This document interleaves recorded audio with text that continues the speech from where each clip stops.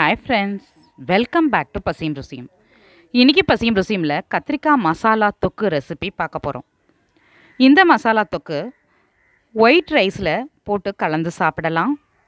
Variety rice, vegetable pulao, ghee rice அந்த மாதிரி எல்லாத்துக்குமே சைட் டிஷ்ஷை யூஸ் பண்ணலாம்.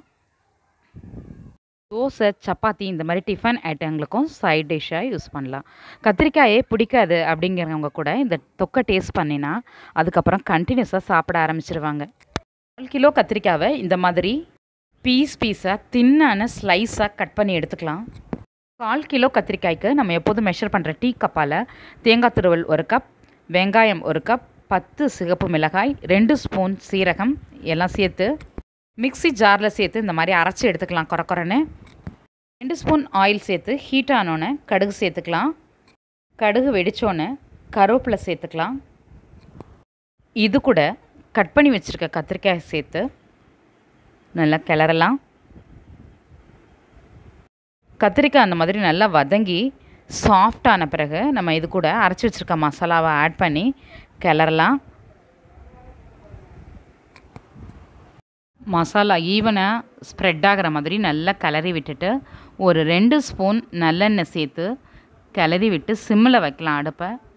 5 மினிட்ஸில் பார்த்திங்கன்னா இந்த மாதிரி மசாலா ஃப்ரை ஆகி பச்சை வாசம்லாம் போய் கத்திரிக்காய் கூட மர்ஜ் ஆகி தொக்கு பதத்துக்கு வந்துடும். அந்த டைமில் நம்ம ஸ்டவ் ஆஃப் பண்ணிடலாம். இப்போ ரெடி ஆகிடுச்சு கத்திரிக்காய் மசாலா தொக்கு. இந்த மாதிரி பவுலில் ட்ரான்ஸ்ஃபர் பண்ணி சர்வ் பண்ண ரெடி பண்ணிடலாம். இந்த தொக்கு ரசம் சாதம், சாம்பார் சாதம், கர்ட் ரைஸ் இதுக்கெலாம் ரொம்ப அருமையாக இருக்கும். சைட் டிஷ்ஷாக ஆப்டாக இருக்கும். கண்டிப்பாக மிஸ் பண்ணிடாதீங்க. நீங்களும் உங்கள் வீட்டில் ட்ரை பண்ணி என்ஜாய் பண்ணுங்கள். இந்த ரெசிபி சொதப்பாமல் பக்காவாக நீங்கள் செய்யணுன்னா ஒரே ஒரு டிப்ஸ் உங்களுக்காக.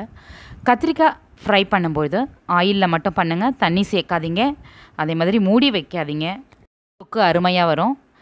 இந்த வீடியோ உங்களுக்கு பிடிச்சிருந்தா லைக் பண்ணுங்கள், உங்கள் ஃப்ரெண்ட்ஸ் கூட ஷேர் பண்ணுங்கள். என்னோடய நெக்ஸ்ட் ரெசிபி உங்களை தேடி வந்துக்கிட்டே இருக்குது.